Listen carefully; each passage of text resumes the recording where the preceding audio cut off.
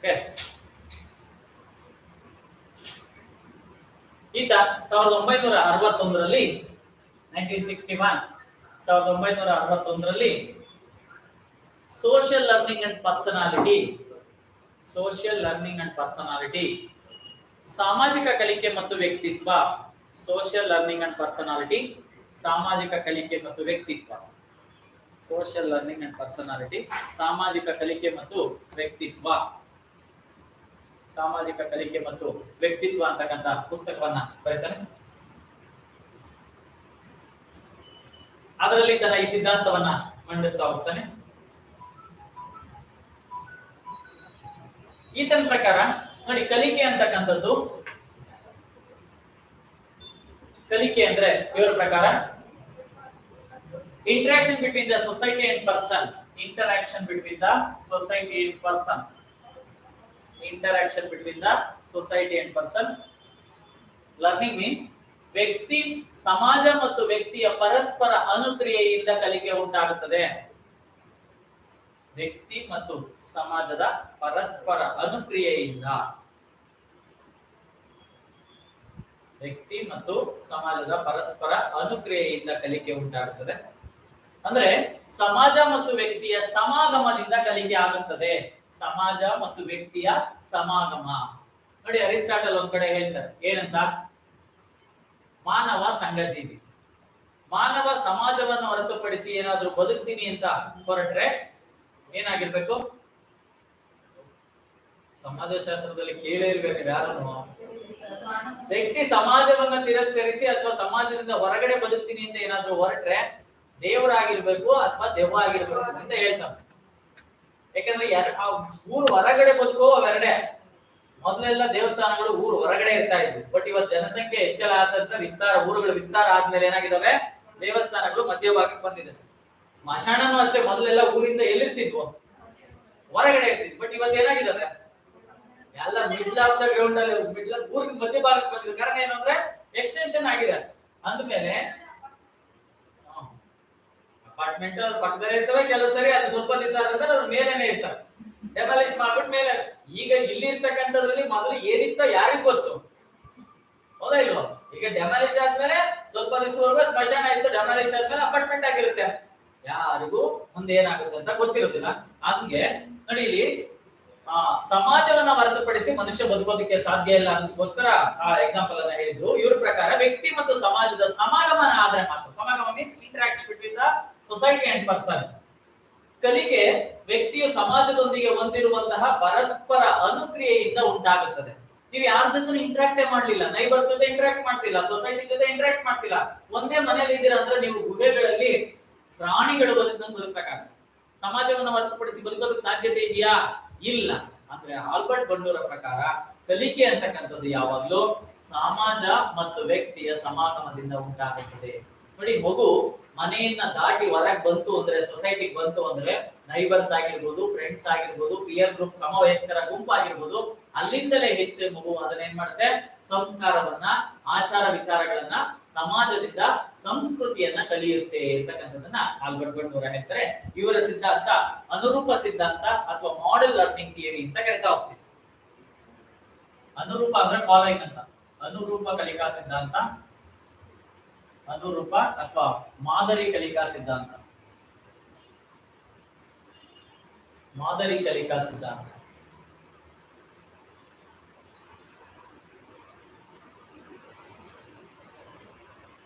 ನೋಡಿ, ಮಗುವಿಗೆ 3 ಮಾದರಿ ಸಿಗುತ್ತಂತೆ. ಮೊದಲನೇ ಮಾದರಿ ಯಾರು? ಮಗು ಯಾರನ್ನ ನೋಡಿ ಕಲಿಯುತ್ತೆ ಮಾಡೆಲ್ ಆಗಿ ಇಟ್ಕೊಂಡು? ಪೇರೆಂಟ್ಸ್, ತಾಯಿ ತಂದೆ ಎಲ್ಲ ಪೋಷಕರು. ಫಸ್ಟ್ ಮಾಡೆಲ್ ಸಿಗೋದು ಯಾರಿಗೆ? ಮೊದಲು ತಾಯಿನೇ. ಅದಕ್ಕೆ ಏನು, ಮನೆಯ ಮೊದಲ ಪಾಠಶಾಲೆ ಜನನಿ ತಾನೇ ಮೊದಲ ಗುರು ಅಂತ ಹೇಳಿರೋದು ತಾಯಿನೇ. ಮೊದಲು ತಾಯಿನೇ ಎಲ್ಲ ಅಬ್ಸರ್ವ್ ಮಾಡೋದು. ಪೋಷಕರು, ಪೇರೆಂಟ್ಸ್ ಫಸ್ಟ್ ಮಾಡೆಲ್ ಮಗುಗೆ. ಮಾದರಿಗಳನ್ನ ಮೂಲಕ ಕಲಿತಾ ಹೋಗುತ್ತೆ ಅಂತ ಮಾಡೆಲ್ಸ್. ಎರಡನೇ ಮಾಡೆಲ್ಸ್ ಯಾರು? ನೈಬರ್ಸ್, ಆಮೇಲೆ ಪಿಯರ್ ಗ್ರೂಪ್, ಫ್ರೆಂಡ್ಸ್. ಎರಡನೇ ನೋಡಿ, ಬಹಳ ಸರಿ ಹೇಳ್ತಾರೆ, ನಿಮ್ಮ ಮಗುವಿನ ಕ್ಯಾರೆಕ್ಟರ್ ಹೇಗಿದೆ ಅಂತ ತಿಳ್ಕೋಬೇಕಾದ್ರೆ ನಿಮ್ಮ ಮಗುವನ್ನ ಅಬ್ಸರ್ವ್ ಮಾಡಬಾರ್ದು. ನಿಮ್ಮ ಮಗುವಿನ ಸ್ನೇಹಿತರು ಯಾರ್ಯಾರು ಅಂತ ಅವ್ರ ಕ್ಯಾರೆಕ್ಟರ್ ಅನ್ನ ಅಬ್ಸರ್ವ್ ಮಾಡಿದ್ರೆ ನಿಮ್ಮ ಮಗುವಿನ ಬಿಹೇವಿಯರ್ಸ್ ಏನು ಅಂತ ನಿಮ್ಗೆ ಅರ್ಥ ಆಗುತ್ತೆ. ಯಾಕಂದ್ರೆ ನಿಮ್ಮ ಮಗು ನಿಮ್ಮ ಹತ್ರ ಕೆಲವು ಬಿಹೇವಿಯರ್ಸ್ ಅನ್ನ ಹೈಡ್ ಮಾಡ್ಬೋದು, ಬಟ್ ಅವ್ರ ಫ್ರೆಂಡ್ಸ್ ಅನ್ನ ಅಬ್ಸರ್ವ್ ಮಾಡಿ ನಿಮ್ಮ ಮಗುವಿನ ವರ್ತನೆ ಏನು ಅಂತ ನಿಮಗೆ ಅರ್ಥ ಆಗುತ್ತೆ. ಅದಕ್ಕೆ ನೀವು ನಿಮ್ಮ ಮಗುವನ್ನ ಅಬ್ಸರ್ವ್ ಮಾಡೋದ್ರ ಬದಲಾಗಿ ನಿಮ್ಮ ಮಗುವಿನ ಫ್ರೆಂಡ್ಸ್ ಯಾವ ರೀತಿ ಇದ್ದಾರೆ ಅಂತಕ್ಕಂಥದನ್ನ ಅಬ್ಸರ್ವ್ ಮಾಡ್ಬೇಕು. ಎರಡನೇ ಮಾದರಿ ನೈಬರ್ಸ್ ಅಂಡ್ ಫ್ರೆಂಡ್ಸ್ ಅಂತಕ್ಕಂಥದನ್ನ. ಮೂರನೇ ಮಾದರಿ ಯಾವ್ದು ಗೊತ್ತಾ? ಯಾವ್ದು?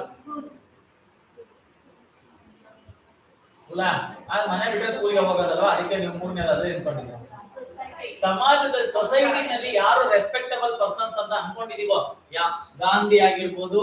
ನೋಡಿ ಮೂರನೇದು, ನೋಡಿ ಪ್ರತಿಯೊಂದು ಹಂತಕ್ಕೆ ಬರುವಷ್ಟೊತ್ತಿಗೆ ಮಗುವಿನಂತೂ ನೋಡಿ ಒಂದು ಲೀಡರ್ಶಿಪ್ ಕ್ವಾಲಿಟಿ ಸ್ಟಾರ್ಟ್ ಆಗಿರುತ್ತೆ. ಮಗು ಪುಸ್ತಕ ತೆಗೆದು ನೋಡಿ, ಯಾವ್ದೋ ಒಂದು ಕ್ರಿಕೆಟ್ ಆಡ್ತಕ್ಕಂಥ ಸ್ಪೋರ್ಟ್ಸ್ ಆಟಗಾರನ ಫೋಟೋ ಇರುತ್ತೆ ಬುಕ್ ಅಲ್ಲಿ, ಅಥವಾ ಹೀರೋ ಫೋಟೋ ಇರ್ಬೋದು, ಹೀರೋಯಿನ್ ಫೋಟೋ, ಯಾವ್ದೋ ಒಬ್ಬರನ್ನ ಮಗು ಏನ್ ಮಾಡಿರುತ್ತೆ, ಮಾಡೆಲ್ ಅಂತ ಕನ್ಸಿಡರ್ ಮಾಡುತ್ತೆ. ಹೌದಾ ಇಲ್ವಾ?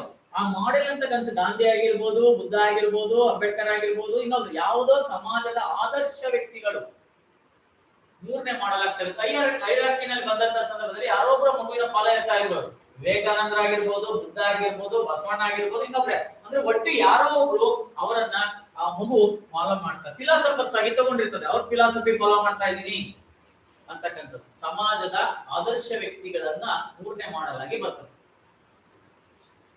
ಮಗು ಮೊದಲನೇದಾಗಿ ತನ್ನ ಪೋಷಕರು, ಎರಡನೇದಾಗಿ ಸಮಾಜ ಶಾಲೆಯಲ್ಲೇ ಬಂದ್ಬಿಡುತ್ತೆ. ಸಮಾಜ ನೈಬರ್ಸ್ ಮೀನ್ಸ್ ಸೊಸೈಟಿ, ಸಮಾಜದಲ್ಲೇ ಶಾಲೆ ಬಂದ್ಬಿಡುತ್ತೆ. ಇಲ್ಲಿ neighbours means society.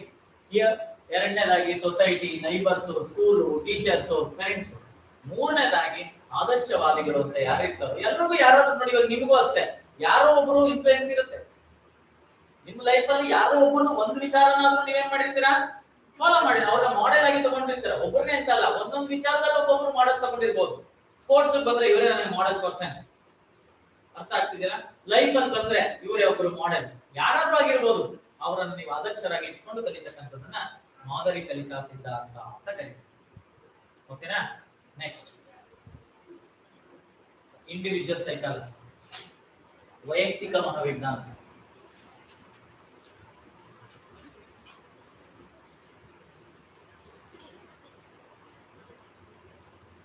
Individual psychology, ವೈಯಕ್ತಿಕ ಮನೋವಿಜ್ಞಾನ. SLC ಎಕ್ಸಾಮ್ ಮಕ್ಕಳು ದಿನ ಮನೆಯಲ್ಲಿ ಪರೀಕ್ಷೆಗೆ ಉಳಿದ ದಿನಗಳು ಅಂತ ಕೌಂಟ್ ಮಾಡ್ತಿರ್ತಾರಲ್ಲ, ನೆನಪಿದ್ಯಾ? ಪರೀಕ್ಷೆಗೆ ಇನ್ನು ಉಳ್ಕೊಂಡಿರ್ತಕ್ಕಂಥ ದಿನಗಳು ಎಷ್ಟು ಅಂತ ಬಾಕಿ ಉಳ್ಕೊಂಡಿರೋ ದಿನಗಳಲ್ಲಿ ಲೆಕ್ಕ ಹಾಕ್ತಾ ಇರ್ತಾರೆ. ಹಂಗೆ ನೀವು ಕೂಡ ಕೌಂಟ್ ಡೌನ್ ಸ್ಟಾರ್ಟ್ ಆಗಿರ್ಬೇಕು. ಇನ್ನು ಉಳ್ಕೊಂಡಿರ್ತಕ್ಕಂಥ ದಿನಗಳು ಎಷ್ಟು, ಅದರಲ್ಲಿ ಎಷ್ಟು ದಿವಸ ಸೆಕೆಂಡ್ ಪೇಪರ್ ಓದ್ಬೇಕು, ಎಷ್ಟು ದಿವಸ ಸೈಕಾಲಜಿ ಓದ್ಬೇಕು, ಒಂದು ಟೈಮ್ ಟೇಬಲ್ ನೋಡಿ. ಇಡೀ ವರ್ಲ್ಡ್ ಅಲ್ಲಿ ಟೈಮ್ ಟೇಬಲ್ ಫ್ರೇಮ್ ಮಾಡೋದ್ರಲ್ಲಿ ಇಂಡಿಯಾದ ಫಸ್ಟ್. ಫಾಲೋ ಮಾತ್ರ ಮಾಡೋದು. ಏನ್ ಟೈಮ್ ಟೇಬಲ್ ಹಾಕಿರ್ತೀವಿ, ನಾಳೆ ಇಷ್ಟೊತ್ತಿಂದ ಇಷ್ಟೊತ್ತಿಗೆ ಸೈಕಾಲಜಿ ಓದ್ಬೇಕು, ಈ ಇಷ್ಟೊತ್ತಿಂದ ಇಷ್ಟೊತ್ತಿಗೆ, ಆ ಟೈಮೇ ಫಾಲೋ ಆಗಿಲ್ಲ. ಅದಕ್ಕೆ ಪ್ಲಾನಿಂಗ್ ಅಲ್ಲಿ ಇಂಡಿಯಾ ಇಸ್ ಬೆಸ್ಟ್, ಬಟ್ ಆ ಪ್ಲಾನ್ ಅನ್ನ ಎಕ್ಸಿಕ್ಯೂಟ್ ಮಾಡೋದ್ರಲ್ಲಿ ಲಾಸ್ಟ್. ಅದಕ್ಕೆ ನೀವು ಯಾರು ಕೂಡ ಹಂಗಾಗಕ್ಕೆ ಸಾಧ್ಯ ಇಲ್ಲ. ಯಾಕಂದ್ರೆ ನೀವು ಉಳ್ಕೊಂಡಿರ್ತಕ್ಕಂಥ ದಿನಗಳನ್ನ ಲೆಕ್ಕ ಹಾಕಿ ಇವತ್ತು 5ನೇ ತಾರೀಕು ಮುಗೀತು ಅನ್ಕೊಳ್ಳಿ. ಇನ್ನು ಈ ತಿಂಗಳಲ್ಲಿ 25 ಡೇಸ್, ನೆಕ್ಸ್ಟ್ ತಿಂಗಳಲ್ಲಿ 20 ಡೇಸ್. 21st exam ಬರೀತೀವಿ. 25 + 20 45. 45 ಅಲ್ಲಿ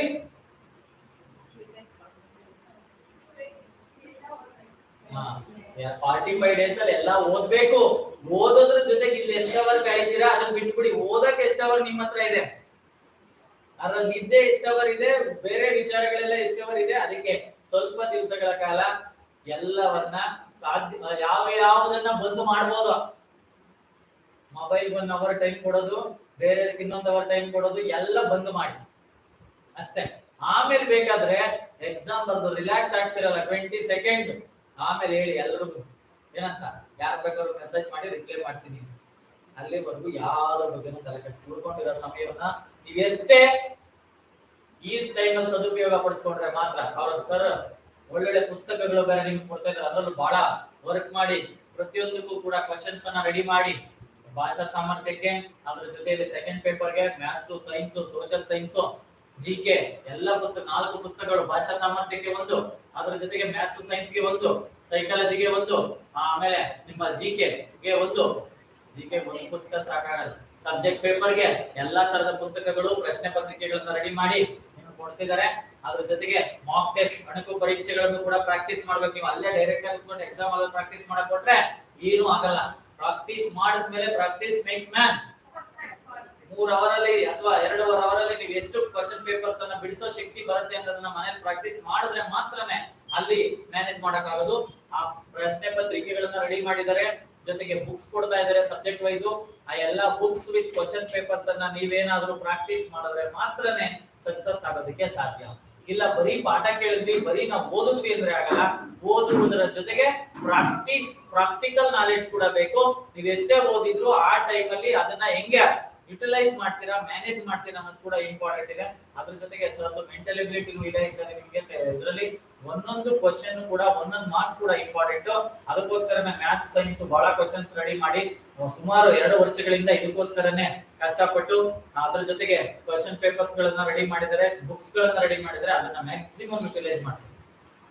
ಮ್ಯಾಕ್ಸಿಮಮ್ ಯುಟಿಲೈಸ್ ಮಾಡಿ. ನೀವು ಕೊನೆಯವರೆಗೂ ಬಂದು 1 ಮಾರ್ಕ್ಸ್ ಅಲ್ಲಿ ಹೋದ್ರು ಪೂರ್ತಿ ಇಷ್ಟು ದಿವಸ ಮಾಡಿದ್ದು ಎಲ್ಲವೂ ವ್ಯರ್ಥ ಆಗ್ತಾನೆ.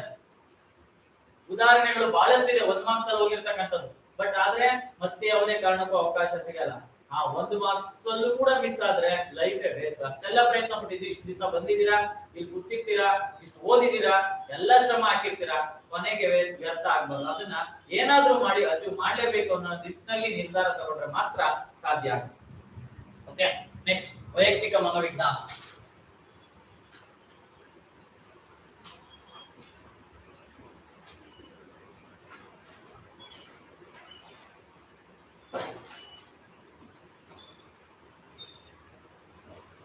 ಈ ವೈಯಕ್ತಿಕ ಮನೋವಿಜ್ಞಾನದ ಫೌಂಡರ್ ಬಂದು ಆಡ್ಲರ್ ಅಂತ.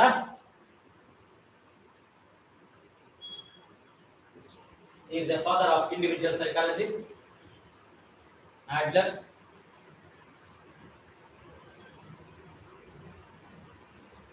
ನೋಡಿ ಅಲ್ಲಿಗೆ ಸೈಮಂಡ್ ಫ್ರಾಯ್ಡ್, ನಿಯೋ ಫ್ರಾಯ್ಡ್ಸ್ ಎಲ್ಲರೂ ಕೂಡ ಪರ್ಸನಾಲಿಟಿ ಬಗ್ಗೆ ಅಧ್ಯಯನ ಮಾಡಿದ್ರು. ಈತನು ಕೂಡ ಅಧ್ಯಯನ ಮಾಡಿದ್ದು ಪ್ರತಿಯೊಬ್ಬ ವ್ಯಕ್ತಿಯಲ್ಲಿ ದ್ವಿಮುಖ ವ್ಯಕ್ತಿತ್ವ ಇರುತ್ತದೆ ಅಂತ, ಡ್ಯುಯಲ್ ಪರ್ಸನಾಲಿಟಿ ಬಗ್ಗೆ ಅಧ್ಯಯನ ಮಾಡಿದ್ರು. ದ್ವಿಮುಖ ವ್ಯಕ್ತಿತ್ವ ಇದೆಯಾ ನಿಮ್ಗೂ? ದ್ವಿಮುಖ ವ್ಯಕ್ತಿತ್ವ ಎಲ್ಲರಿಗೂ ಇರುತ್ತೆ. ನೀವು ಬಹಳ ಸರಿ ಹೇಳ್ತಿದ್ರ, ನನ್ನ ಒಂದು ಮುಖ ನೋಡಿದಿರಷ್ಟೇ, ಇನ್ನೊಂದು ಮುಖ ಈಗ ತೋರಿಸ್ಬೇಕು ನೀವು ಇನ್ನೊಂದು ಮುಖ. ಇಷ್ಟು ದಿವಸ ಮನೆಯವರೆಲ್ಲ ನಿಮ್ಮ ಒಂದು ಮುಖ ನೋಡಿದರೆ, ಈಗ 2ನೇ ಮುಖ ಅಂದ್ರೆ ನಿಮ್ಮಲ್ಲೂ ಶಕ್ತಿ ಸಾಮರ್ಥ್ಯ ಇದೆ ಅಂತ ತೋರಿಸುವ ಕಾಲ ಈಗ ಬಂದಿದೆ. ಈ 2ನೇ ಮುಖ ನಿಮ್ ಸಾಮರ್ಥ್ಯ. ಯಾರ್ಯಾರು ಮನೆಗಳಲ್ಲಿ ಏನು ಪ್ರೋತ್ಸಾಹ ಇಲ್ಲದೆ, ಮೋಟಿವೇಶನ್ಸ್ ಇಲ್ಲದೆ ಆದ್ರೂ ಮೋಟಿವೇಟ್ ಆಗಿದ್ದೀರಾ? ಮನೆಯವರು ಯಾರ್ಯಾರು ನಿಮ್ಮನ್ನ ಕೆಲವು ಸಂದರ್ಭದಲ್ಲಿ ಏನು ಸಾಧಿಸಕ್ ಸಾಧ್ಯ ಇಲ್ಲ ಅಂತ ನೆಗ್ಲೆಕ್ಟ್ ಬಹಳ ಸರಿ ಹೇಳ್ತೀವಿ. ಕಾಲ್ ಕೆಳಗೆ ಬಿದ್ದಿರ್ತಕ್ಕಂಥ ವೇಸ್ಟ್ ನ್ಯೂಸ್ ಪೇಪರ್ ಕೂಡ ಒಂದು ಸರಿ ನಮ್ಮ ತಲೆ ಎತ್ತಿ ನೋಡೋ ಹಾಗೆ ಗಾಳಿಪಟ ಆಗಿ ಮೇಲೆ ಹಾರಬಹುದು. ನೀವು ಮನೆಯಲ್ಲಿ ಎಲ್ಲರೂ ನಿರ್ಲಕ್ಷ್ಯಕ್ಕೊಳಗಾದವರು ಕೂಡ ಏನು ಸಾಧ್ಯ ಇಲ್ಲ ಅಂದವರು ಕೂಡ ಒಂದು ಸರಿ ಎಲ್ಲರೂ ನಿಮ್ ಕಡೆ ತಿರುಗಿ ನೋಡೋ ಹಾಗೆ ಮಾಡಬಹುದು. ಅದೇ ಡ್ಯುಯಲ್ ಪರ್ಸನಾಲಿಟಿ. ಆ ವ್ಯಕ್ತಿತ್ವಕ್ಕೆ ಕಾಲ ಕೂಡು ಬಂದಿರ್ತಕ್ಕಂಥದ್ದು. ಇವಾಗ ಆ ಡ್ಯುಯಲ್ ಪರ್ಸನಾಲಿಟಿ ಬಗ್ಗೆ ಅಧ್ಯಯನ ಮಾಡಿದಂತವರು ಯಾವುದು? ದ್ವಿಮುಖ ವ್ಯಕ್ತಿತ್ವ ಅಂತ. ಪ್ರತಿಯೊಬ್ಬ ವ್ಯಕ್ತಿಯಲ್ಲೂ ಕೂಡ 2 ರೀತಿಯ ಕ್ಯಾರೆಕ್ಟರ್ ಇರ್ತದೆ, ವ್ಯಕ್ತಿತ್ವ ಇರುತ್ತೆ. ಅದರಲ್ಲಿ ಒಂದನ್ನ ಸೃಜನಾತ್ಮಕ ಮನಸ್ಸು ಅಂತ ಕರೀತೀವಿ, creativity personality, creativity mind.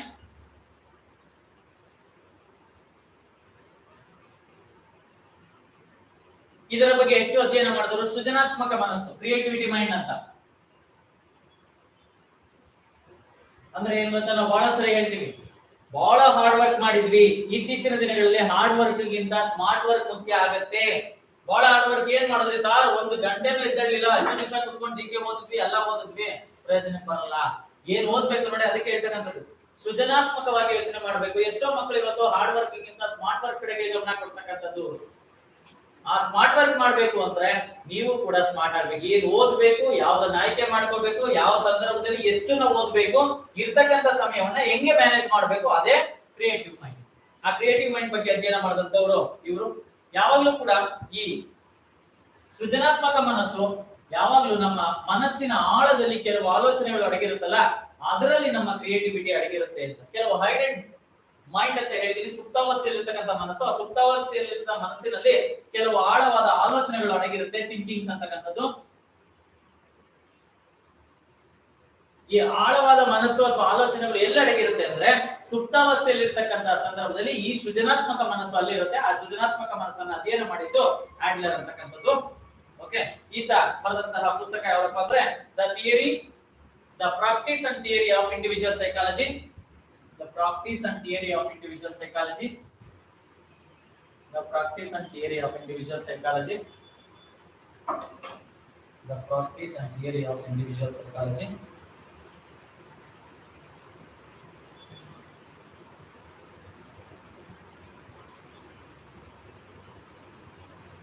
The practice and theory of individual psychology.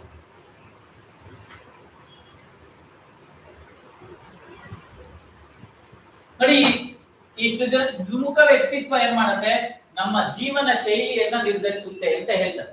Life style ಅನ್ನ ಡಿಸೈಡ್ ಮಾಡ್ತಕ್ಕಂಥದ್ದು ಈ ದ್ವಿಮುಖ ವ್ಯಕ್ತಿತ್ವ.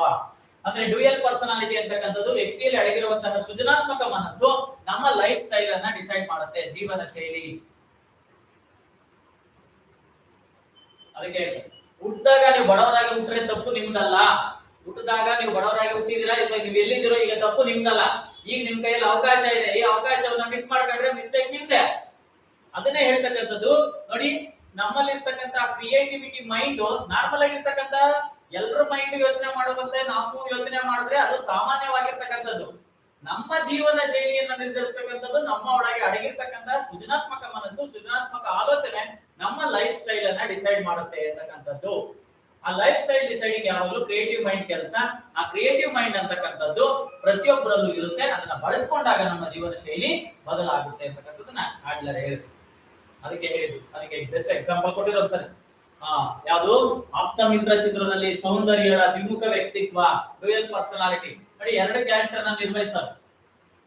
ಕೆಲವರು 2-3 ಕ್ಯಾರೆಕ್ಟರ್ ಗಳನ್ನ ನಿರ್ವಹಿಸ್ತಾ ಇರ್ತಾರೆ. ದ್ವಿಮುಖ ವ್ಯಕ್ತಿತ್ವ ರೋಲ್ ಅಂತ ಕರಿತೀವಿ. ನೀವು ಎಷ್ಟೋ ರೋಲ್ ಗಳನ್ನ, ಇಲ್ಲಿ ಬಂದ್ರೆ ಸ್ಟೂಡೆಂಟ್, ಮನೆಗೆ ಹೋದ್ರೆ ಮದರ್ ಆಗಿರ್ಬೋದು, ಇನ್ನೊಂದ್ ಕಡೆ ಡಾಕ್ಟರ್ ಆಗಿರ್ಬೋದು, ರೋಲ್ ಗಳನ್ನ ಪ್ಲೇ ಮಾಡ್ತಿರಲ್ಲ. ಆ ರೀತಿಯ ರೋಲ್ ಪ್ಲೇ ಬೇರೆ, ಇದು ಕ್ಯಾರೆಕ್ಟರ್ ಬೇರೆ. ಕ್ಯಾರೆಕ್ಟರ್ ಮೀನ್ಸ್ 2 ವ್ಯಕ್ತಿತ್ವ ಇರುತ್ತೆ ಕೆಲವರು. ಹೊರಗಡೆ ನೋಡಿದ್ರೆ ನಾವು ಗೋಮುಖ ವ್ಯಾಘ್ರ ಅಂತ ಕರಿತೀವಿ. ಈ ಪದ ಬಂದಿರೋದು ಇದಕ್ಕೋಸ್ಕರ. ಡ್ಯುಯಲ್ ಪರ್ಸನ್ ಗೋಮುಖ ವ್ಯಾಘ್ರ ಮೀನ್ಸ್ ಮುಖ ವೇಷ ಮಾತ್ರ ಹೊಸತರ, ಬಟ್ ಒಳಗಿನ ಆಲೋಚನೆಗಳು ಯಾವ ತರ, ನರಿ ತರ ಅಲ್ಲ. ವ್ಯಾಘ್ರ ಅಂದ್ರೆ ಹುಲಿ. ನೋಡಿ, ಅಲ್ಲಿ 2 ವ್ಯಕ್ತಿತ್ವ ಇರುತ್ತೆ. ಅಂದ್ರೆ ಪ್ರತಿಯೊಬ್ಬ ವ್ಯಕ್ತಿಗೂ 2 ವ್ಯಕ್ತಿತ್ವ ಇರುತ್ತೆ ಅನ್ನೋದನ್ನ ಡಿಸೈಡ್ ಮಾಡಿದ್ದು ಒಂದು ಸೌಂದರ್ಯಳ ಆಪ್ತ ಮಿತ್ರದಲ್ಲಿರ್ತಕ್ಕಂಥ ಸೌಂದರ್ಯಳ ಪಾತ್ರವನ್ನ ಇಲ್ಲಿ ಉದಾಹರಣೆಗೆ ಕೊಡ್ತಾರೆ. ಅದಕ್ಕೋಸ್ಕರ ಪ್ರತಿಯೊಬ್ಬರಲ್ಲೂ ಕೂಡ 2 ರೀತಿಯ ವ್ಯಕ್ತಿತ್ವ ಇರುತ್ತೆ. ನಾವು ಯಾವುದಕ್ಕೆ ಹೆಚ್ಚು ಇಂಪಾರ್ಟೆನ್ಸ್ ಕೊಡ್ತೀವೋ ಅದು ನಮ್ಮ ವ್ಯಕ್ತಿತ್ವ ನಿರ್ಧಾರ ಆಗುತ್ತೆ. ಡಿಟರ್ಮಿನೇಷನ್ಸ್ ಆಫ್ ಪರ್ಸನಾಲಿಟಿ ಬಂದಾಗ ಹೇಳಿ, ಇದಿಷ್ಟು ಸ್ಕೂಲ್ಸ್ ಆಫ್ ಸೈಕಾಲಜಿ. ಈಗ ಇದರಲ್ಲಿ ಏನೋ ಡೌಟ್, ಈಗ ನಿಮಗೆ ಗೊತ್ತಾಗಿದೆ ಯಾವ ಸೈಕಿಯಾಟ್ರಿಸ್ಟ್ ಯಾವ ಶಾಲೆಯ ಅಂಡರ್ ಅಲ್ಲಿ ಬರ್ತಾರೆ, ಅವರ ಕೊಡುಗೆ ಏನು, ಅದಾದ ನಂತರ ಅವರ ಥಾಟ್ಸ್, ಐಡಿಯಾಸ್ ಜೊತೆಗೆ ಅವರ ಥಿಯರೀಸ್ ಏನ್ ಹೇಳುತ್ತೆ, ಯಾವ ಅಂಡರ್ ಬರುತ್ತೆ ಅಂತ ನಿಮ್ಗೆ ಕ್ಲಾಸಿಫಿಕೇಶನ್ ಮಾಡೋದಕ್ಕೆ ಈಸಿ ಆಗುತ್ತೆ. ಕ್ವಶನ್ ನೋಡಿದಂತ ಸಂದರ್ಭದಲ್ಲಿ ಇದು ಜ್ಞಾನಾತ್ಮಕ ಶಾಲೆ ಅಂದ್ರೆ ಆ ಕಾಗ್ನಿಟಿವ್ ಬೇಸಿಸ್ ಅಲ್ಲಿ ಅಧ್ಯಯನ ಮಾಡಬಹುದು. ಬಿಹೇವಿಯರಿಸಂ ಸ್ಕೂಲ್ ಅಲ್ಲಿ ಬರ್ತಕ್ಕಂಥವ್ರು ಬಿಹೇವಿಯರಿಸಂ ಥಿಯರಿಯನ್ನು ಆಧಾರವಾಗಿ ಇಟ್ಕೊಂಡಿರ್ತಕ್ಕಂಥವ್ರು ಆ ವ್ಯತ್ಯಾಸವನ್ನ ಮಾಡೋದಕ್ಕೆ, ವ್ಯತ್ಯಾಸೀಕರಿಸೋದಕ್ಕೆ, ಆನ್ಸರ್ಸ್ ಫೈಂಡ್ ಔಟ್ ಮಾಡೋದಕ್ಕೆ ಈಸಿ ಆಗುತ್ತೆ. ಏನೋ ಡೌಟ್ ಇದೆಯಾ ಇದರಲ್ಲಿ? ಇದ್ರೆ ಕೇಳಿ. ನೆಕ್ಸ್ಟ್ ಬ್ರಾಂಚಸ್ ಆಫ್ ಸೈಕಾಲಜಿ ಹೋಗೋಣ.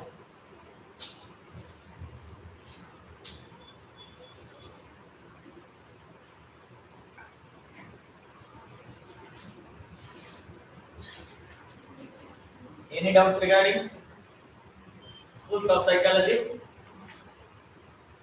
Okay. Question paper ನೋಡಿದಾಗ ಡೌಟ್ ಬರ್ತವೆ, ತೆಗೆದಾಗ ಆವಾಗ ಸಾಲ್ವ್ ಮಾಡೋಣ. ಓಕೆ, ಮನೋವಿಜ್ಞಾನದಲ್ಲಿ ಬ್ರಾಂಚಸ್ ಅನ್ನ ನೋಡ್ತಾ ಹೋದ್ರೆ ಮೊದಲಿಗೆ ಮೂಲವಾಗಿ 2 ಬ್ರಾಂಚ್ ಅನ್ನ ನೋಡ್ತೀವಿ. ಒಂದು ಫಂಡಮೆಂಟಲ್ ಸೈಕಾಲಜಿ, ಇನ್ನೊಂದು ಅಪ್ಲೈಡ್ ಸೈಕಾಲಜಿ. ಅಂದ್ರೆ ಮೂಲಭೂತ ಮನೋವಿಜ್ಞಾನ, ಅನ್ವಯಿಕ ಮನೋವಿಜ್ಞಾನ. ಮೂಲಭೂತ ಮನೋವಿಜ್ಞಾನ, ಅನ್ವಯಿಕ ಮನೋವಿಜ್ಞಾನ.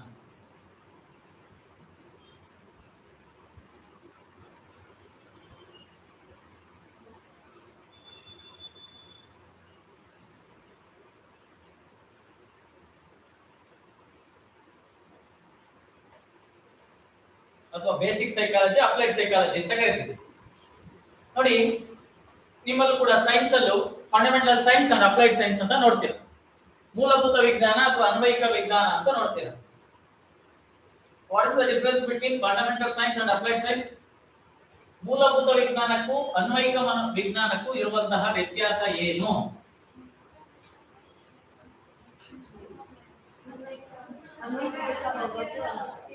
ಫಸ್ಟ್ ಮೂಲಭೂತ ವಿಜ್ಞಾನ ಅಂದ್ರೆ ಸೈನ್ಸ್ಗೆ ಹೇಳಿ, ಸೈಕಾಲಜಿಗೆ ಹೇಳಿ, ಅಥವಾ ಯಾವ್ದಕ್ಕ? ಹ್ಮ್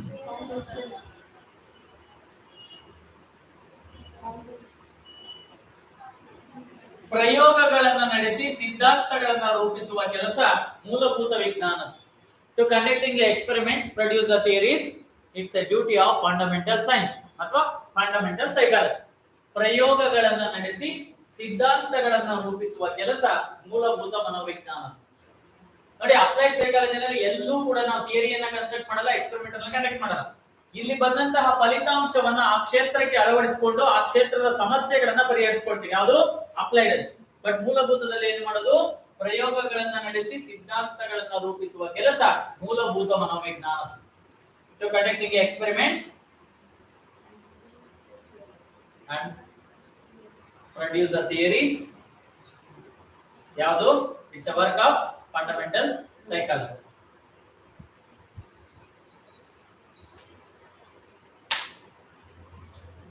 ಓಕೆ, ನೋಡಿ, ಅದೇ ಅನ್ವಯಿಕ ಮನೋವಿಜ್ಞಾನಕ್ಕೆ ಬಂದ್ರೆ ಇದನ್ನ ಶುದ್ಧ ಮನೋವಿಜ್ಞಾನ ಅಥವಾ ಮೂಲ ಶುದ್ಧ ಮನೋವಿಜ್ಞಾನ ಅಂದ್ರೂ ಅದೇ, ಬೇಸಿಕ್ ಮೂಲ ಮನೋವಿಜ್ಞಾನ ಅಂದ್ರೂ ಅದೇ, ಫಂಡಮೆಂಟಲ್ ಅಂದ್ರೂ ಕೂಡ ಅದೇ.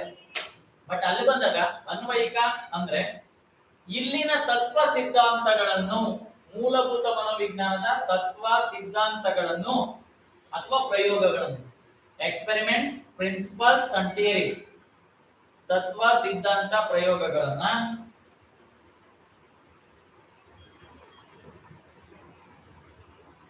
ತತ್ವ ಸಿದ್ಧಾಂತ ಮತ್ತು ಪ್ರಯೋಗಗಳನ್ನ ಇನ್ನೊಂದು ಕ್ಷೇತ್ರಕ್ಕೆ ಅಳವಡಿಸಿಕೊಂಡು ಅಲ್ಲಿನ ಸಮಸ್ಯೆಗಳನ್ನ ಪರಿಹರಿಸಿಕೊಳ್ಳುವುದಕ್ಕೆ ಅನ್ವಯಿಕ ಮನೋವಿಜ್ಞಾನ ಎನ್ನುತ್ತೆ. ಅನ್ವಯಿಕ ಮನೋವಿಜ್ಞಾನ.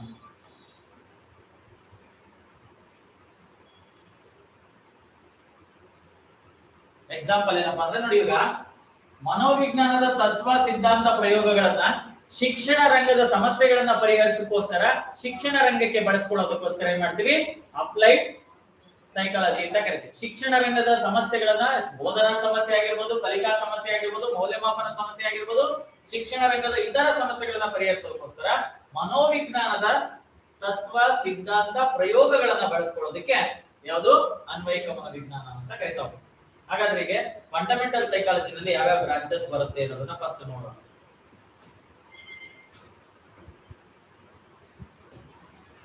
ಆಮೇಲೆ ಅಪ್ಲೈಡ್ ಸೈಕಾಲಜಿ ಬರೋಣ.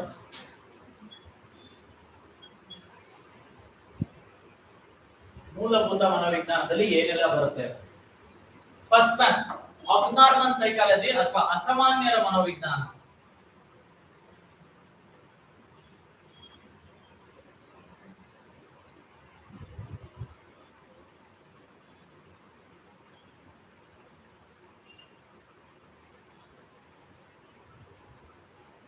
ಅಬ್ನಾರ್ಮಲ್ ಸೈಕಾಲಜಿ ಅಥವಾ ಅಸಾಮಾನ್ಯರ ಮನೋವಿಜ್ಞಾನ. ಹಾಗಾದ್ರೆ ಈ ಅಸಾಮಾನ್ಯರು ಅಂದ್ರೆ ಯಾರ್ಯಾರು ಬರ್ತಾರೆ? ಸಾಮಾನ್ಯರನ್ನು ಬಿಟ್ಟು ಉಳಿದವರೆಲ್ಲರೂ ಅಸಾಮಾನ್ಯರೇ. ಹಾಗಾದ್ರೆ ಸಾಮಾನ್ಯರು ಅಂದ್ರೆ ಯಾರು? ಎರಡನೇದಾಗಿ 90 to 110 IQ ಯಾರಿರುತ್ತೋ, 90 to 110 IQ ಎಷ್ಟು? 90 to 110 IQ ಯಾರ್ಯಾರು ಇರುತ್ತೋ ಅವರೆಲ್ಲ ಏನಂತ ಕರಿತೀವಿ ನಾವು? ಸಾಮಾನ್ಯರು ಅಂತ ಕರಿತೀವಿ. 90 to 110 IQ ಇರೋರೆಲ್ಲ ಸಾಮಾನ್ಯರು ಅಂತ ಕರೆದ್ಮೇಲೆ ಇನ್ನು ಉಳಿದವರೆಲ್ಲರೂ ಯಾರು? ಅಸಾಮಾನ್ಯರು. ಅಂದ್ರೆ ಇಲ್ಲಿ ಯಾರ್ಯಾರು ಬರ್ತಾರೆ ಅಂದ್ರೆ ಅಸಾಮಾನ್ಯರಲ್ಲಿ ಪ್ರತಿಭಾವಂತರು, ಗಿಫ್ಟೆಡ್ ಚಿಲ್ಡ್ರನ್ಸ್ ಅಂತ ಕರಿತೀವಿ. ಅಬೋ 140 IQ ಇರ್ತಕ್ಕಂಥವರೆಲ್ಲರೂ ಕೂಡ ಅವರು ಅಬ್ನಾರ್ಮಲ್ಸ್. ಅದಕ್ಕೋಸ್ಕರನೇ ಅವರ ಸಾಮಾನ್ಯ ಶಾಲೆಗಳಿಗೆ ಬದಲಾಗಿ ವೇಗವರ್ಧಕ ಶಾಲೆಗಳು ಅಥವಾ ವಿಶೇಷ ಶಾಲೆಗಳಿಗೆ ಶಿಕ್ಷಣ ಕೊಡ್ತಾ ಇದ್ದಿದ್ದು. ಯಾಕಂದ್ರೆ ಅವ್ರಿಗೆ ಗೊತ್ತು ಸಾಮಾನ್ಯರ ಜೊತೆ ಅವರು ಕಲಿಯೋದಕ್ಕೆ ಸಾಧ್ಯ ಇಲ್ಲ ಅಂತ, ಮುಂದುವರಿದ ಶಿಕ್ಷಣ ಕೊಡ್ತಾ ಇದ್ವಿ, ಅಪ್ಗ್ರೇಡೆಡ್ ಎಜುಕೇಶನ್. ಪ್ರತಿಭಾವಂತರು ಬರ್ತಾರೆ. ಅಸಹಜ ವರ್ತನೆಯುಳ್ಳವರು, ಈಗ ಕೊಟ್ಬಿಡ್ತಾರೆ ನಿಮ್ಗೆ ಅಸಹಜ ವರ್ತನೆಯುಳ್ಳವರು ಪದ.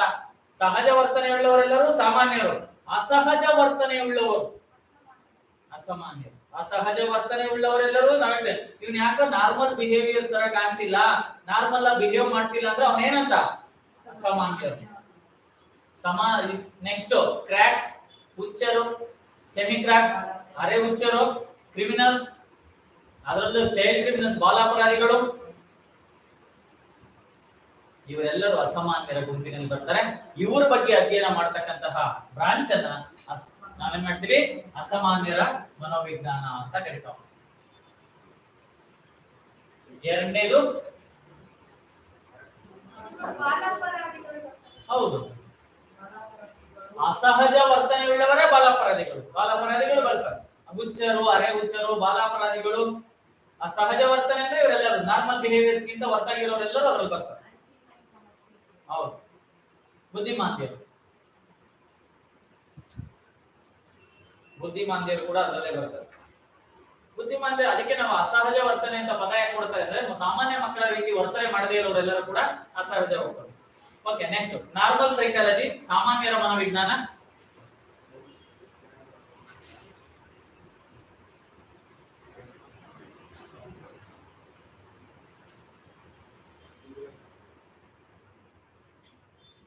ಸಾಮಾನ್ಯರ ಮನೋವಿಜ್ಞಾನ ಯಾರ ಐಕ್ಯೂ 90 to 110 ಇರುತ್ತೋ 90 ರಿಂದ 110 ಬುದ್ಧಿಶಕ್ತಿಯನ್ನ ಹೊಂದಿರತಕ್ಕಂಥವರು, ಬುದ್ಧಿಶಕ್ತಿ ಪ್ರಾಪ್ತಾಂಕ ಅಂತ ಕರಿತೀವಿ, ಬುದ್ಧಿಶಕ್ತಿ ಸೂಚ್ಯಂಕ, ಇಂಟೆಲಿಜೆನ್ಸ್ ಕೋಶೆಂಟ್ ಅಂತ ಕರಿತೀವಿ. ಇವರನ್ನ ಸಾಧಾರಣ ಅಥವಾ ಸರಾಸರಿ ಆವರೇಜ್ ಸ್ಟೂಡೆಂಟ್ಸ್ ಅಂತ ಕರಿತೀವಿ. ಆವರೇಜ್ ಸ್ಟೂಡೆಂಟ್ ಬಹಳ ಸರಿ ಕೇಳಿದರೆ ಸರಾಸರಿ ಬುದ್ಧಿಶಕ್ತಿಯನ್ನ ಹೊಂದಿರುವವರು, ಸರಾಸರಿ ಬುದ್ಧಿಶಕ್ತಿ ಅಂದ್ರೆ ಇದೆ 90 to 110, ಸರಾಸರಿ ಬುದ್ಧಿಶಕ್ತಿ ಅಂತ ಕರಿತೀವಿ. ಇವರನ್ನ ಸಾಧಾರಣ ಕಲಿಕೆಯ ಮಕ್ಕಳು ಅಂತ ಕೂಡ ಕರಿತಾ ಹೋಗ್ತೀವಿ. ಈ ಸಾಧಾರಣ ಕಲಿಕೆ ಅಥವಾ ಸರಾಸರಿ ಕಲಿಕೆಯನ್ನು ಹೊಂದಿರತಕ್ಕಂಥ ಮಕ್ಕಳನ್ನ ಅಧ್ಯಯನ ಮಾಡ್ತಕ್ಕಂಥ ಬ್ರಾಂಚಸ್ಗೆ ಏನಂತ ಕರಿತೀವಿ? Normal psychology. ನೆಕ್ಸ್ಟ್ ವಿಕಾಸ ಮನೋವಿಜ್ಞಾನ, ಡೆವಲಪ್ಮೆಂಟಲ್ ಸೈಕಾಲಜಿ, ಮೂರನೇ ವಿಕಾಸ ಮನೋವಿಜ್ಞಾನ.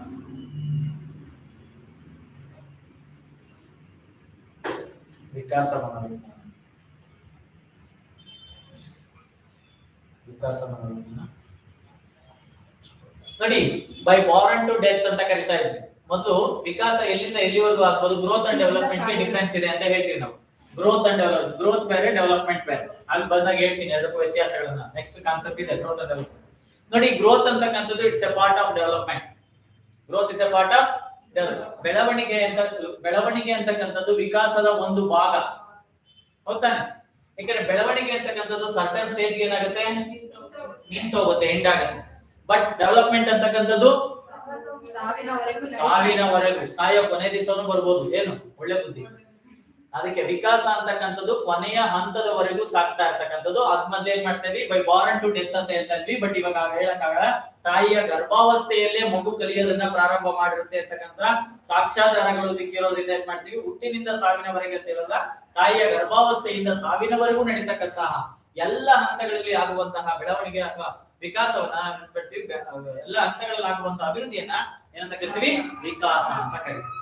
ನೋಡಿ, ಇದನ್ನ ಬೈ ಬಾರ್ನ್ ಟು ಡೆತ್, ಅಲ್ಲಿವರೆಗೂ ಹುಟ್ಟಿನಿಂದ ಸಾವಿನವರೆಗೂ ಅಥವಾ ಗರ್ಭಾವಸ್ಥೆಯಿಂದ ಸಾವಿನವರೆಗೂ ಆಗ್ತಕ್ಕಂತಹ ಇಂಟೆಲೆಕ್ಚುಯಲ್ ಡೆವಲಪ್ಮೆಂಟ್, ಬೌದ್ಧಿಕ ವಿಕಾಸ, ಮಾರಲ್ ಡೆವಲಪ್ಮೆಂಟ್, ನೈತಿಕ ವಿಕಾಸ, physical development, social development, emotional development, ಇವುಗಳೆಲ್ಲರ ಬಗ್ಗೆ ಅಧ್ಯಯನ ಮಾಡ್ತಕ್ಕಂಥ ಬ್ರಾಂಚಸ್ಗೆ ಡೆವಲಪ್ಮೆಂಟಲ್ ಸೈಕಾಲಜಿ ಅಂತ ಕರೀತೀವಿ.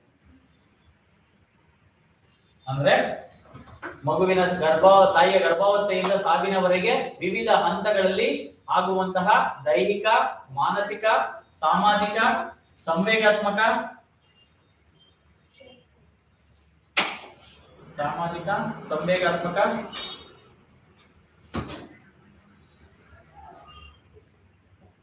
ದೈಹಿಕ, ಮಾನಸಿಕ, ಸಾಮಾಜಿಕ, ಸಂವೇಗಾತ್ಮಕ, ನೈತಿಕ ವಿಕಾಸವನ್ನ ನಾವೇನಂತ ಕರಿತೀವಿ, ಅಧ್ಯಯನ ಮಾಡ್ತಕ್ಕಂಥ ಬ್ರಾಂಚಸ್ಗೆ ಡೆವಲಪ್ಮೆಂಟಲ್ ಸೈಕಾಲಜಿ ಅಂತ ಕರಿತೀವಿ.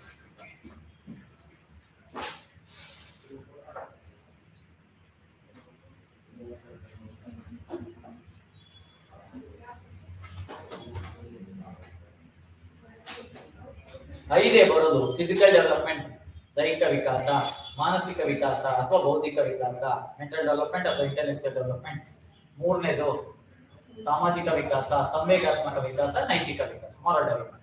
ಈ 5 ವಿಕಾಸದ ಹಂತಗಳಲ್ಲಿ ನಡೀತಕ್ಕಂಥ ಈ ವಿಕಾಸಾತ್ಮಕ ಬೆಳವಣಿಗೆಯನ್ನು ಅಧ್ಯಯನ ಮಾಡ್ತಕ್ಕಂಥ ಬ್ರಾಂಚಸ್ಗೆ ನಾವೇನೆ ಡೆವಲಪ್ಮೆಂಟಲ್ ಸೈಕಾಲಜಿ ಅಂತ ಕರೀತೀವಿ. ಹ್ಯಾವಿಂಗ್ ಇದು ಎಷ್ಟು ಸ್ಟೇಜಸ್ ಇರೋದು? 5. ಜಾನ್ ಲಾಕ್ ಮತ್ತೆ ಹ್ಯಾವಿಂಗ್ ಹರ್ಸ್ಟ್ ಅವರ ಸ್ಟೇಜಸ್ ಬರುತ್ತೆ. ಮಗುವಿನ ವಿಕಾಸದ ಹಂತಗಳು 11 ಹಂತಗಳು ಬರುತ್ತೆ. ಅಲ್ಲಿ ಬಂದಾಗ ಹೇಳಿ ಹಾ ಹೌದು, ಅಲ್ಲಿ ಬರ್ತೀನಿ. ಅಲ್ಲಿ ವಿಕಾಸಕ್ಕೆ ಬಂದಾಗ ಇದು ಬರೀ ವಿಕಾಸಾತ್ಮಕ ಮನೋವಿಜ್ಞಾನದಲ್ಲಿ ಏನ್ ಅಧ್ಯಯನ ಮಾಡ್ತೀವಿ ಅಂತ ಅಷ್ಟೇ ಹೇಳ್ತಾರೆ. ಬ್ರಾಂಚ್ ಏನ್ ಅಧ್ಯಯನ ಮಾಡ್ತೀವಿ. ಓಕೆ, ನೆಕ್ಸ್ಟ್ ಎಕ್ಸ್ಪೆರಿಮೆಂಟಲ್ ಸೈಕಾಲಜಿ, ಪ್ರಾಯೋಗಿಕ ಮನೋವಿಜ್ಞಾನ.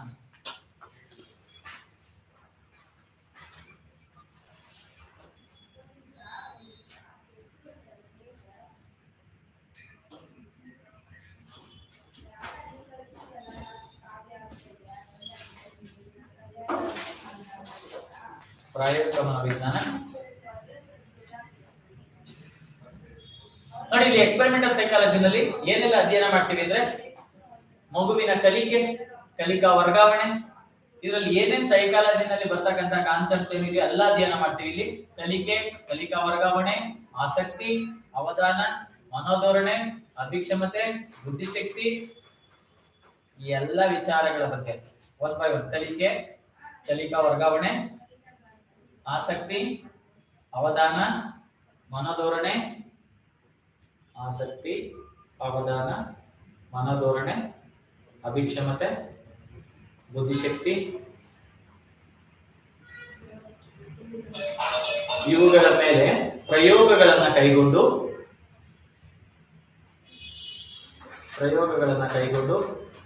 ಬಂದಂತಹ ಫಲಿತಾಂಶದ ಆಧಾರದ ಮೇಲೆ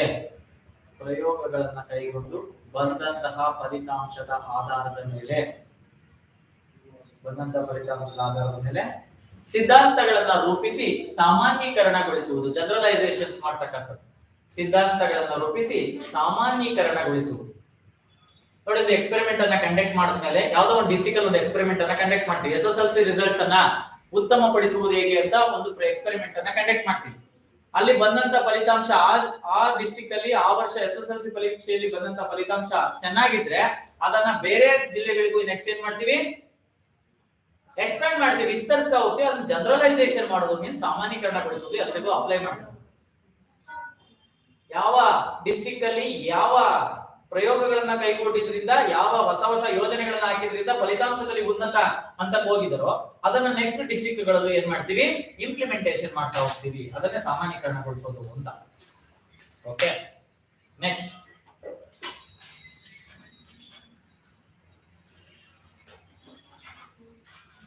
ಇದಾದ್ಮೇಲೆ ಬರೋದು ಪಾರಮಾನ ಮನೋವಿಜ್ಞಾನ, ಪ್ಯಾರಾಸೈಕಾಲಜಿ ಅಂತ ಕರಿತೀವಿ, ಅಥವಾ ಪಾರಮಾನ ಮನೋವಿಜ್ಞಾನ.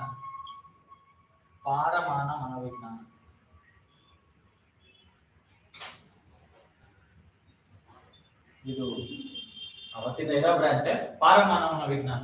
ಏನು ಪಾರಮಾನ ಮನೋವಿಜ್ಞಾನ, ಅದನ್ನ ಪ್ಯಾರಾಸೈಕಾಲಜಿ ಅಂತ ಕೂಡ ಕರಿತೀವಿ.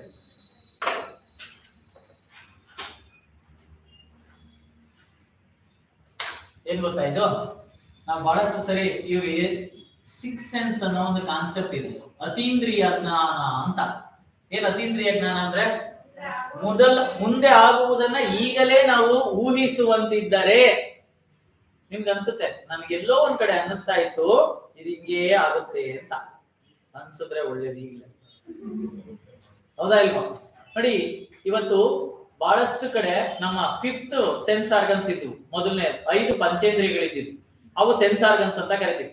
ಈಗ 6ನೇ ಇಂದ್ರಿಯ ಏನು, 6th ಸೆನ್ಸ್ ಅಂತ ಕರಿತೀವಿ. ಸೂಕ್ಷ್ಮ ಅತೀಂದ್ರಿಯ ಜ್ಞಾನ ನೋಡ್ತೀವಿ. ಅವ್ರ ಮುಂದೆ ಏನಾಗುತ್ತೆ, ಭವಿಷ್ಯ ಹೇಳೋರು ಅವರು ಇವರು ಎಲ್ಲ ಹೇಳ್ತಿರ್ತಾರೆ, ಮುಂದೆ ಏನಾಗುತ್ತೆ ಅಂತ. ಭವಿಷ್ಯ ಹೇಳೋರು ಬಿಟ್ಬಿಡಿ, ಮುಂದೆ ಏನಾಗುತ್ತೆ ಅನ್ನೋದನ್ನ ಊಹೆ ಮಾಡಿಸುವ ಸಾಮರ್ಥ್ಯ ಇರೋರನ್ನ, ಇಂಟೆಲಿಜೆನ್ಸ್ ಅವ್ರನ್ನ 6th ಸೆನ್ಸ್. ಇವತ್ತು ಮೆಷಿನ್ ಗಳಲ್ಲೆಲ್ಲ 6th ಸೆನ್ಸ್ ಟೆಕ್ನಾಲಜಿ ಬಂದ್ಬಿಟ್ಟಿದೆ. ಮನುಷ್ಯರಿಗೆ ಆ 6th ಸೆನ್ಸ್ ಮೆಷಿನ್ ಗಳಿಗೆ ಬರ್ತಾ ಇದೆ, ಮನುಷ್ಯರಿಗೆ ಕಾಮನ್ ಸೆನ್ಸ್ ಕೂಡ ಇರಲ್ಲ. 6th ಸೆನ್ಸ್ ಟೆಕ್ನಾಲಜಿ ಎಲ್ಲ ಮೆಷಿನ್ ಗಳಲ್ಲಿ ಬಂದಿದೆ. ನೋಡಿ, ನಿಮ್ಮ ಕಾಮನ್ ಆಗಿ ಯೂಸ್ ಮಾಡೋ ಎಲ್ಲ ಇವತ್ತು 6th ಸೆನ್ಸ್ ಟೆಕ್ನಾಲಜಿ ನಿಮ್ಮ ಮೊಬೈಲ್ ಗಳಲ್ಲಿ ಬಂದಿದೆ. ಆಟೋಮೆಟಿಕ್ ಬ್ರೈಟ್ನೆಸ್ ಏನಾಗುತ್ತೆ, ಕಡಿಮೆ ಆಗುತ್ತೆ, ಜಾಸ್ತಿ ಆಗುತ್ತೆ, 6th ಸೆನ್ಸ್ ತಾನೆ. ರೆಫ್ರಿಜರೇಟರ್ ಗಳಲ್ಲಿ ಕೂಲಿಂಗ್ ಕಡಿಮೆ ಆದಾಗ ಆಟೋಮೆಟಿಕ್ ಆನ್ ಆಗುತ್ತೆ, ಕೂಲಿಂಗ್ ಜಾಸ್ತಿ ಆದಾಗ ಆಫ್ ಆಗುತ್ತೆ ತಾನೆ, 6th ಸೆನ್ಸ್ ತಾನೆ. ವಾಷಿಂಗ್ ಮಿಷಿನ್ ಅಲ್ಲಿ ಬೋರ್ಡ್ ಹಾಕಿರ್ತಾರೆ 6th ಸೆನ್ಸ್ ಟೆಕ್ನಾಲಜಿ. ಏನ್ 6th ಸೆನ್ಸ್ ಟೆಕ್ನಾಲಜಿ? ಯಾವ್ಯಾವ ಸಂದರ್ಭದಲ್ಲಿ ಯಾವ್ಯಾವ ಕ್ಲಾತ್ ಗೆ ಮಿಕ್ಸ್ ಹಾಕಿದ್ರು ಕೂಡ ಎಷ್ಟು ಟೈಮಿಂಗ್ಸ್, ಹೀಟ್, ವಾಟರ್ ಯಾವ ತರ ಎಷ್ಟು ಬೇಕೋ ಅಷ್ಟನ್ನ ಮಾತ್ರ. ಕಾರ್ಗಳಲ್ಲೂ 6th ಸೆನ್ಸ್ ಟೆಕ್ನಾಲಜಿ.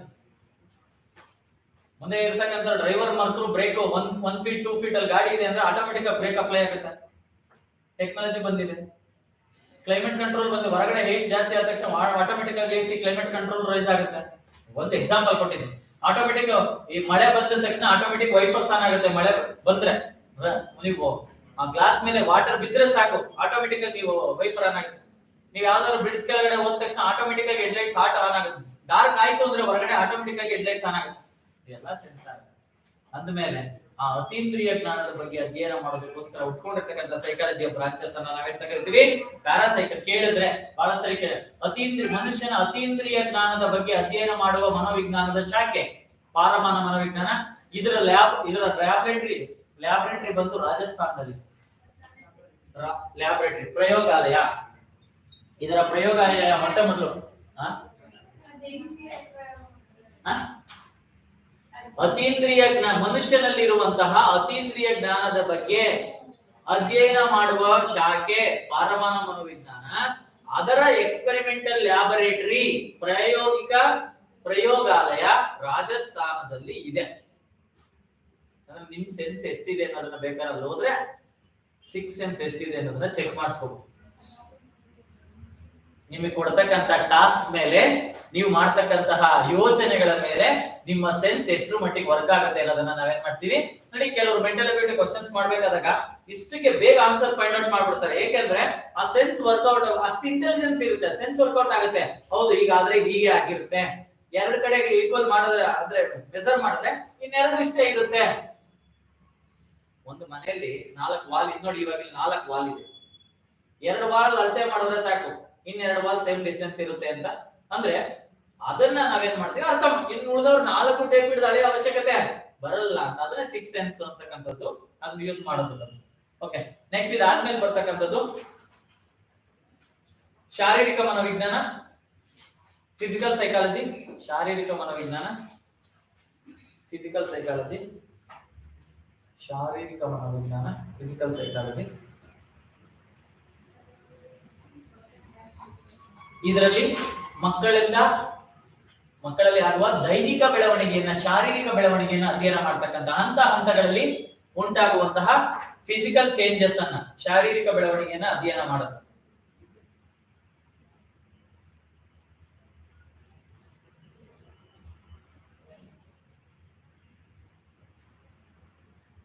ಶಾರೀರಿಕ ಮನೋವಿಜ್ಞಾನ,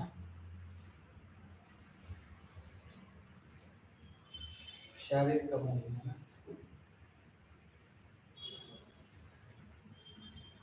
ಶಾರೀರಿಕ ಮನೋವಿಜ್ಞಾನ. ಆಯ್ತಾ? ಅದಾದ್ಮೇಲೆ ಸಾಮಾಜಿಕ ಮನೋವಿಜ್ಞಾನ, ಸಾಮಾಜಿಕ ಮನೋವಿಜ್ಞಾನ.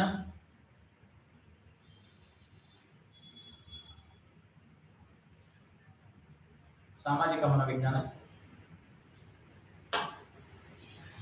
ನೋಡಿ, ಇಲ್ಲಿ ವ್ಯಕ್ತಿ ಸಮಾಜದ ಜೊತೆ ಹೇಗೆ ವರ್ತಿಸುತ್ತಾನೆ, ಸಮಾಜದಲ್ಲಿ ಇರುವಂತಹ ಸಹಬಾಳ್ವೆ, ಸಹಕಾರ, ಸಮಾಜದಲ್ಲಿ ಸಹಬಾಳ್ವೆ, ಸಹಕಾರ, ಹೊಂದಾಣಿಕೆ, ಸ್ಪರ್ಧೆ. ಈ 4 ವಿಚಾರಗಳು ಬರ್ತವೆ. ಒಂದು ಅಡ್ಜಸ್ಟ್ಮೆಂಟ್, ಕಾಂಪಿಟೇಷನ್. ಫ್ರೆಂಡ್ಸ್ ಅಂತ ಹೇಳ್ಬಿಟ್ಟು ಕಾಂಪಿಟೇಷನ್ ಬಿಡಂಗಿಲ್ಲ. ಅಡ್ಜಸ್ಟ್ಮೆಂಟ್ ಬೇರೆ, ಫ್ರೆಂಡ್ಶಿಪ್ ಬೇರೆ, ಸೊಸೈಟಿ ಬೇರೆ. ಸಮಾಜದಲ್ಲಿರುವವರೆಲ್ಲರೂ ನನ್ನ ಅಣ್ಣ ತಮ್ಮಂದಿರಿಂದ ಹಾಗಾದ್ರೆ ನಾನು ಚೆನ್ನಾಗಿ ಓದಿದ್ರೆ ಅವ್ರಿಗೆ ಕಾಂಪೀಟ್ ಮಾಡ್ದಂಗಲ್ವಾ ಅಂತ ಸ್ಪರ್ಧೆಯಿಂದ ಹಿಂದುಳಿಯುವುದಲ್ಲ. ಹೊಂದಾಣಿಕೆ, ಸ್ಪರ್ಧೆ, ಅದರ ಜೊತೆಗೆ ಸಹಬಾಳ್ವೆ, ಸಹಕಾರ, ಇದ್ರ ಬಗ್ಗೆ ಅಧ್ಯಯನ ಮಾಡೋದು ಸಾಮಾಜಿಕ ಮನೋವಿಜ್ಞಾನ. ನೆಕ್ಸ್ಟ್ ಜಿಯೋ ಸೈಕಾಲಜಿ, ಜಿಯೋ ಮನೋವಿಜ್ಞಾನ. ಜಿಯೋ ಸಿಮ್ ಅಲ್ಲ, ಆಮೇಲೆ ಜಿಯೋ ಸಾಮಾಜಿಕ ಮನೋವಿಜ್ಞಾನ, ಸಹಕಾರ, ಸ್ಪರ್ಧೆ, ಹೊಂದಾಣಿಕೆ, ಸಹಬಾಳ್ವೆ. ಜಿಯೋ ಮನೋವಿಜ್ಞಾನ ಏನ್ ಗೊತ್ತಾ? ಜಿಯೋ ಜೀವ ಮನೋವಿಜ್ಞಾನ, ಜಿಯೋನೇ ಜಿಯೋ ಸೈಕಾಲಜಿ ಅಂತಾನೆ ಕರಿತೀವಿ. ಇದನ್ನ ಸ್ಟಾರ್ಟ್ ಮಾಡಿದವರು ಸರ್ವಿಲ್ ಹೆಲ್ಮುಂಡ್. ಕಾರಣ ಏನ್ ಗೊತ್ತಾ? ಅಡೋಲೆಸೆನ್ಸ್ ಬಗ್ಗೆ ಸ್ಟಡಿ ಮಾಡ್ತಕ್ಕಂಥ ಬ್ರಾಂಚ್ ಇದು. ತರುಣ್ಯಾವಸ್ಥೆಯಲ್ಲಿರುವವರ ಬಗ್ಗೆ ಅಧ್ಯಯನ ಮಾಡುವ ಮನೋವಿಜ್ಞಾನ. ತರುಣಿಯರ ಬಗ್ಗೆ, ತಾರುಣ್ಯಾವಸ್ಥೆಯ ಬಗ್ಗೆ ಅಧ್ಯಯನ ಮಾಡುವಂತಹ ವಿಶೇಷವಾಗಿರ್ತಕ್ಕಂಥ ಬ್ರಾಂಚಸ್ಗೆ ನಾವೇಂತ ಕರಿತೀವಿ? ಜಿಯೋ ಸೈಕಾಲಜಿ ಅಂತ ಕರಿತೀವಿ. ಇದನ್ನ ಹುಟ್ಟಾಕ್ತವರು ಯಾರು? ಸರ್ವಿಲ್ ಹೆಲ್ಮುಂಡ್ ಅಂತಕ್ಕಂಥ. ಇದಿಷ್ಟು ಫಂಡಮೆಂಟಲ್ ಬ್ರಾಂಚಸ್. ನೆಕ್ಸ್ಟ್ ಯಾವುದು? ಅಪ್ಲೈಡ್ ಅನ್ವಯಿಕ ಮನೋವಿಜ್ಞಾನ. ಓಕೆ,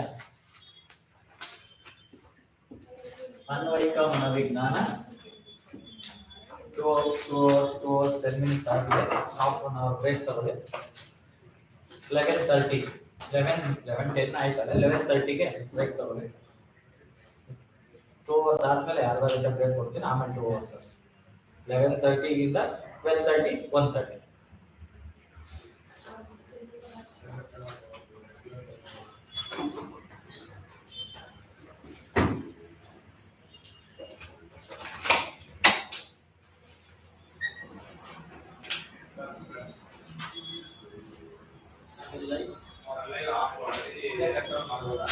ಸರ್ ಇಲ್ಲ ಅಪ್ಲೋಡ್ ಮಾಡಿಕೊಂಡು ಅಷ್ಟೇ 20 minutes. Okay sir.